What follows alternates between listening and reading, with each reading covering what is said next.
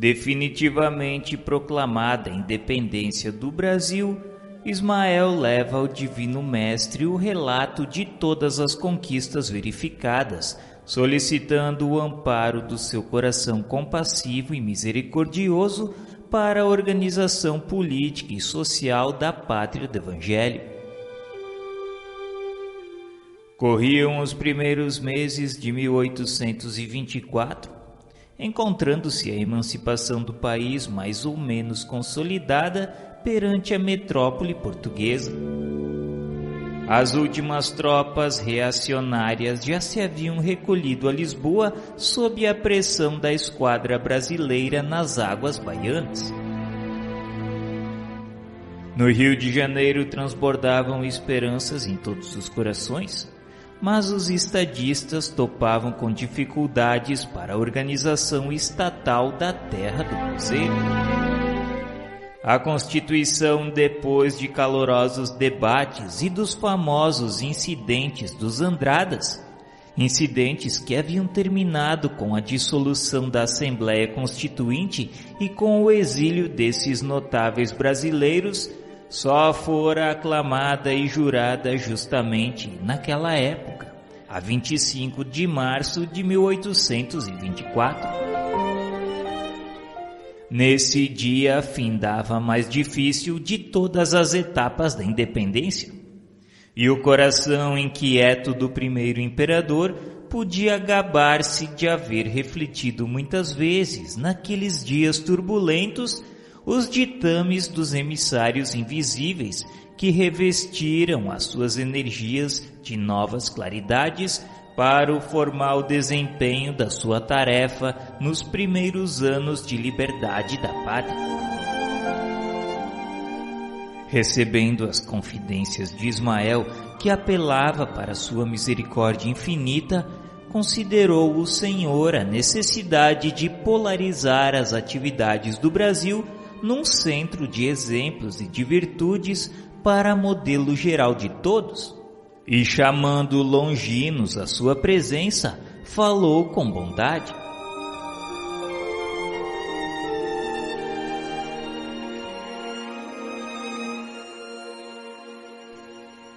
Longinos, entre as nações do orbe terrestre, organizei o Brasil como o coração do mundo.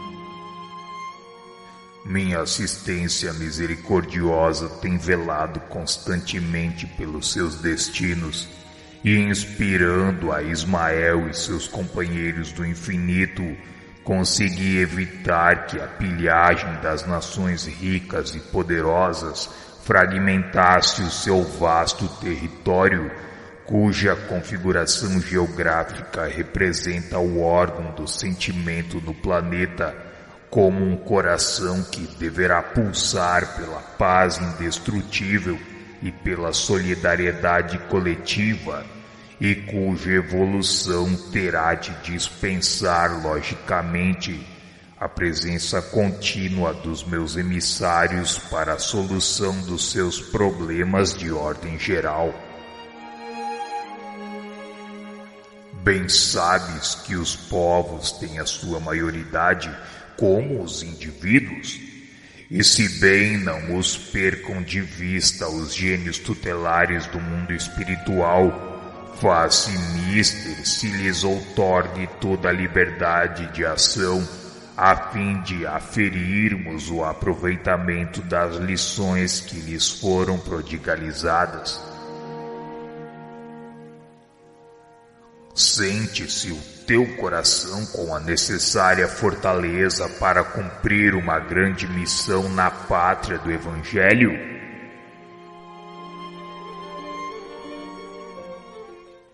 Num misto de expectativa angustiosa e de refletida esperança, Longinos respondeu que bem conhecia ele o seu elevado propósito de aprender as suas lições divinas e de servir a sua causa das verdades sublimes na face triste da terra.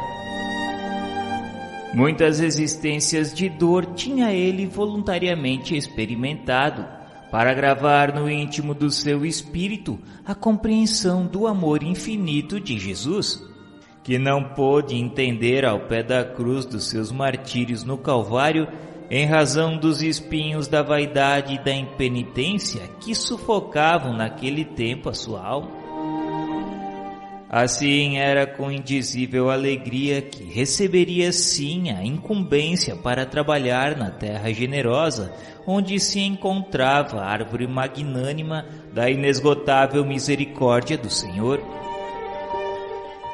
Fosse qual fosse o gênero de serviço que lhe seria confiado, acolheria as determinações de Jesus como um sagrado ministério.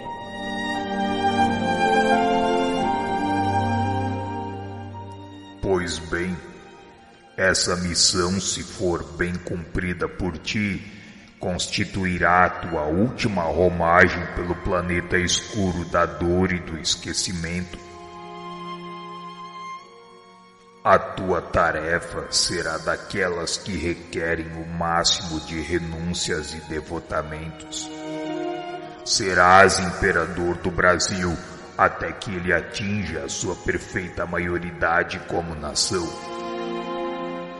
Concentrarás o poder e a autoridade para beneficiar a todos os seus filhos.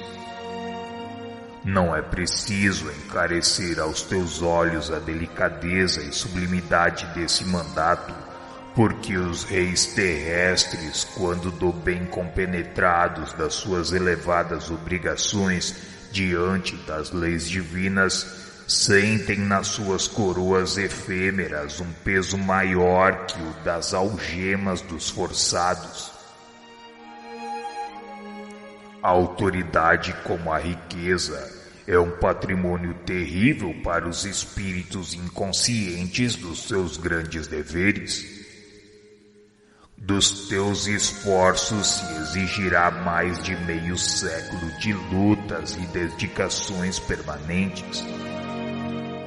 Inspirarei as tuas atividades, mas considera sempre a responsabilidade que permanecerá nas tuas mãos.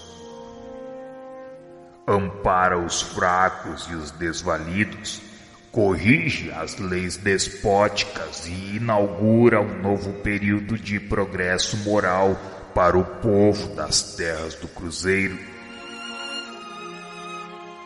Institui por toda parte o regime do respeito e da paz no continente e lembra-te da prudência e da fraternidade que deverá manter o país nas suas relações com as nacionalidades vizinhas. Nas lutas internacionais, guarda tua espada na bainha e espera o pronunciamento da minha justiça, que surgirá sempre no momento oportuno. Fisicamente consideradas, todas as nações constituem o patrimônio comum da humanidade.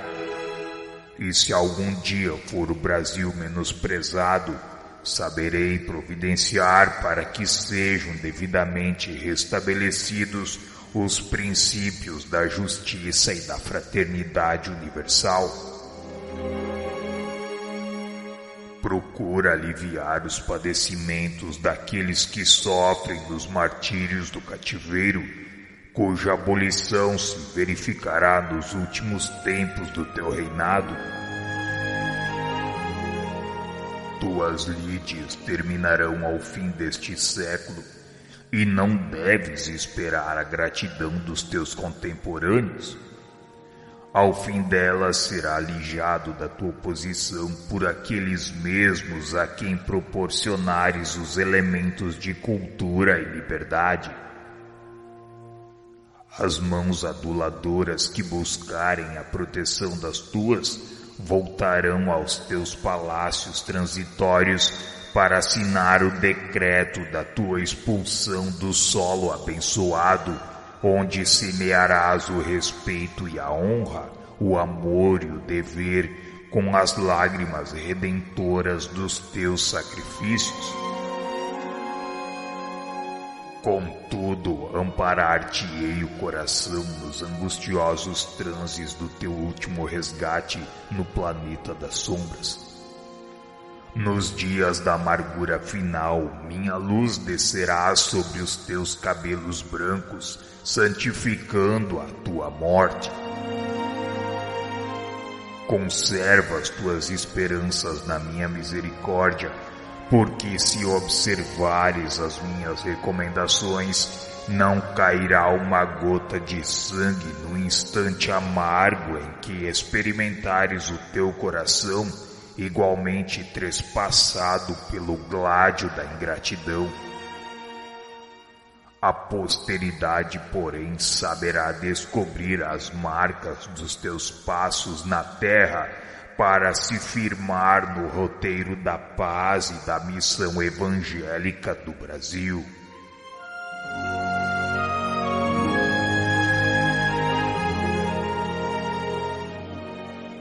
Longinos recebeu com humildade a designação de Jesus, implorando o socorro de suas inspirações divinas para a grande tarefa do trono. Ele nasceria no ramo enfermo da família dos Braganças, mas todas as enfermidades têm na alma as suas raízes profundas. Se muitas vezes parece permanecer a herança psicológica, é que o sagrado instituto da família, dentro da lei das afinidades, frequentemente se perpetua no infinito do tempo. Os antepassados e seus descendentes, espiritualmente considerados, são às vezes as mesmas figuras sob nomes vários na árvore genealógica, obedecendo aos sábios dispositivos da lei de reencarnação. Foi assim que Longinos preparou a sua volta à Terra depois de outras existências tecidas de abnegações edificantes em favor da humanidade. E no dia 2 de dezembro de 1825, no Rio de Janeiro, nascia de Dona Leopoldina, a virtuosa esposa de Dom Pedro, aquele que seria no Brasil o grande imperador, e que na expressão dos seus próprios adversários seria o maior de todos os republicanos de sua pátria.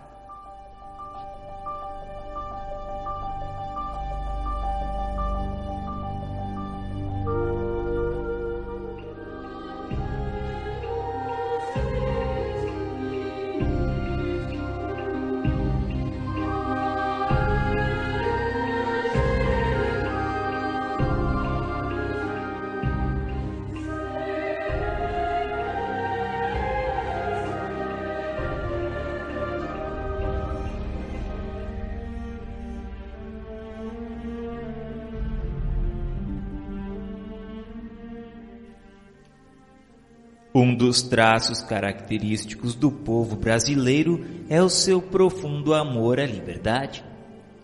A largueza da terra e o infinito dos horizontes dilataram os sentimentos de emancipação em todas as almas chamadas a viver sob a luz do cruzeiro.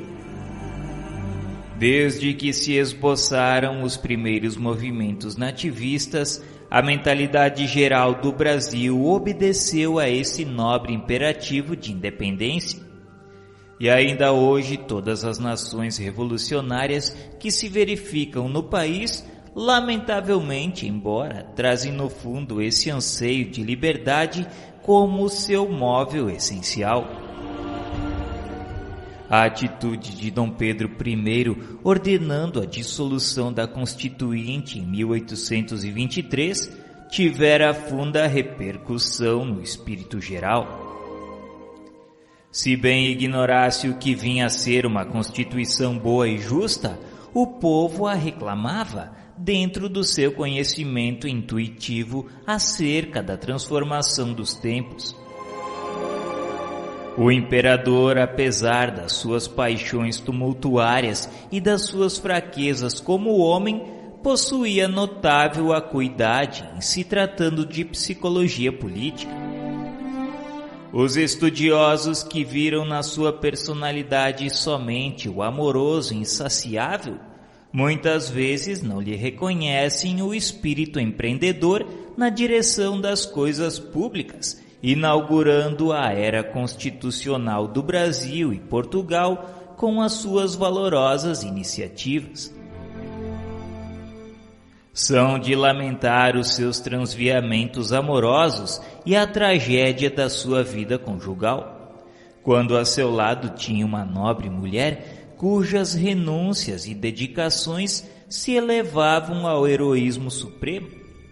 Mas nos instantes em que seu coração se tocava das ideias generosas, criando-lhe no íntimo um estado receptivo propício às inspirações do mundo invisível, as falanges de Ismael aproveitavam o minuto psicológico para auxiliá-lo na tarefa de consolidação da liberdade da pátria do Evangelho. Foi assim que muitos decretos saíram de suas mãos, objetivando inegavelmente a tranquilidade geral. Como dizíamos, a sua resolução extrema de dissolver a Assembleia e exilar os Andradas cavaram um abismo entre ele e a opinião pública, intransigentemente apaixonada pela emancipação do país. As lutas isoladas se multiplicavam assustadoramente. No Rio e nas províncias, tudo era um clamor surdo de protestos contra os atos de Dom Pedro, que aliás não poderia manter outra atitude em face do ambiente confuso do país. A província de Pernambuco, onde se plantaram inicialmente as balizas dos grandes sentimentos da liberdade e da democracia sob a influência de Maurício de Nassau, alimentava mais que nunca o sentimento de independência e de autonomia. Todas as grandes ideias encontravam no Recife o clima apropriado ao seu desenvolvimento, e foi justamente aí que as deliberações de Dom Pedro feriram mais fundo.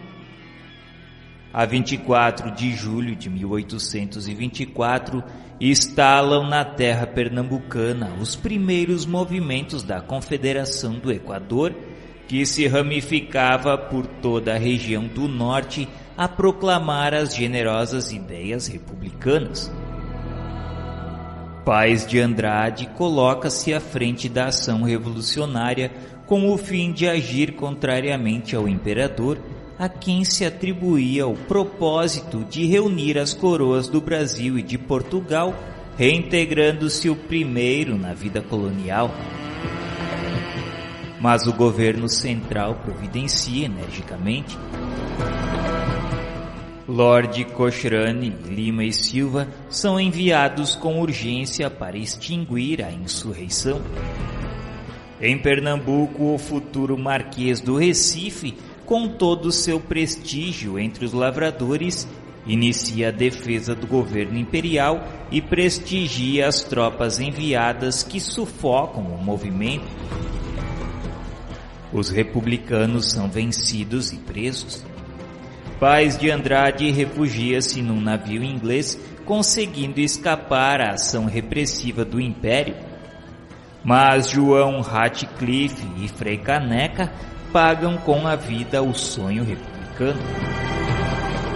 Executados militarmente, são eles o doloroso exemplo para os companheiros. Ambos iam, porém, associar-se aos trabalhos do infinito sob a direção de Ismael, cuja misericórdia alentava as energias da pátria brasileira. Não terminaram com o desaparecimento da Confederação do Equador as agitações intestinas. Os reinóis espalhados por todos os recantos do país esperavam um golpe de unificação das duas pátrias, sonhando com o regresso à vida colonial em benefício dos seus interesses econômicos. Os brasileiros, todavia, entravam em luta com os portugueses, constituindo esses movimentos uma ameaça constante à paz coletiva durante vários anos. O mundo invisível, porém, atua de maneira sensível entre os gabinetes políticos para que a província cisplatina fosse reintegrada em sua liberdade após a anexação indébita levada a efeito pelas Forças Armadas de Dom João VI em 1821, por inspiração de Dona Carlota Joaquina. A imposição para submetê-la era francamente impopular, porquanto desde o início da civilização brasileira, os mensageiros de Jesus difundiram o mais largo conceito de fraternidade dentro da pátria do Cruzeiro, onde todo o povo guarda a tradição da solidariedade e da autonomia. A realidade é que Ismael triunfa sempre. Apesar das primeiras vitórias das armas brasileiras, a província cisplatina, que não era produto elaborado pela pátria do Evangelho, nem fruto de trabalho dos portugueses, se separa definitivamente do coração geográfico do mundo graças à mediação pacífica da Inglaterra, para formar o território que veio a constituir a República Oriental do Uruguai. Enquanto se desenrolavam esses acontecimentos, a opinião pública do Brasil não abandonava a crítica a todos os atos e deliberações do imperador. Dom Pedro, senhor da psicologia dos tempos novos, não ignorava quanta decisão reclamavam os afazeres penosos do governo. Seus ministérios no Rio de Janeiro se organizavam para se desfazerem em curtos períodos de tempo. O país andava agitado e apreensivo, temendo-lhe as resoluções e espreitando-lhe os menores gestos. As suas aventuras amorosas eram perfidamente comentadas pelas anedotas da malícia carioca. O povo, conhecendo alguma coisa da sua conduta particular, se encarregou de elaborar a maior parte de todas as histórias ridículas em torno da sua personalidade, que, se rude e sensual, não era diferente da generalidade dos homens da época, e tinha não raras vezes rasgos generosos que alcançavam os mais altos cumes do sentimento.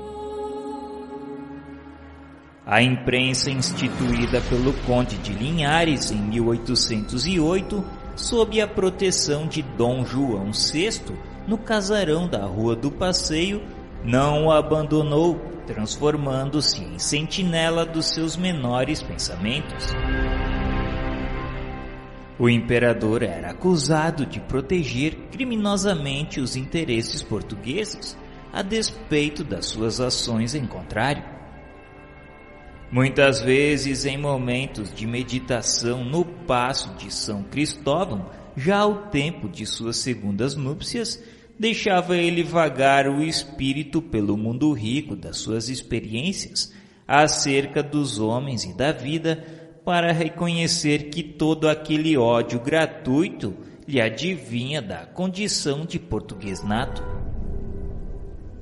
O Brasil era reconhecido ao seu feito no que se referia à independência política, mas não tolerava a origem do seu imperador em se tratando dos problemas da sua autonomia.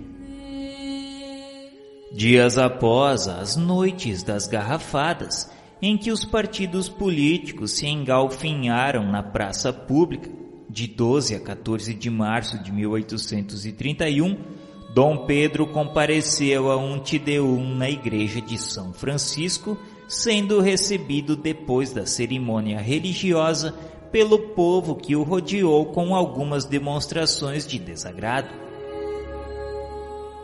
Para aplacar os ânimos exaltados do partidarismo, Dom Pedro organiza novo ministério, todo composto de homens de sua absoluta confiança.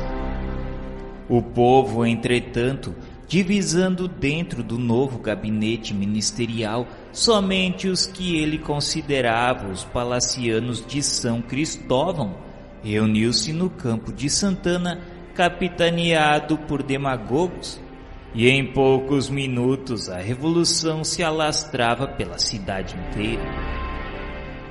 Deputações populares são enviadas ao imperador, que as recebe com serenidade e indiferença. Entre os revoltosos estão os seus melhores amigos. Os senhores da situação eram os mesmos a quem o imperador havia amparado na véspera. O próprio exército que organizara com imenso desvelo se voltava contra ele naquela noite memorável. Dom Pedro, depois de ouvir à meia-noite as explicações do major Miguel de Frias, que viera ao palácio em busca da sua decisão quanto às exigências do povo que lhe impunha o antigo ministério, mandou chamar o chefe da guarda do regimento de artilharia aquartelado em São Cristóvão. E lhe ordenou com serena nobreza que se reunisse com os seus homens as tropas revoltadas, acrescentando generosamente que não queria que ninguém se sacrificasse por ele. Depois da meia-noite, preferiu ficar só, na quietude do seu gabinete. Ali atentou no patrimônio das suas experiências. Através do silêncio e da sombra, a voz de seu pai, já na vida livre dos espaços, lhe falava brandamente ao coração. Os mensageiros de Ismael auxiliam-lhe o cérebro, esgotado na solução do grande problema. E às 2h da madrugada de 7 de abril de 1831, sem ouvir sequer um dos seus ministros e conselheiros, abdicava na pessoa do filho, Dom Pedro de Alcântara, que contava então 5 anos, e ficaria sob a esclarecida tutela de José de Bonifácio.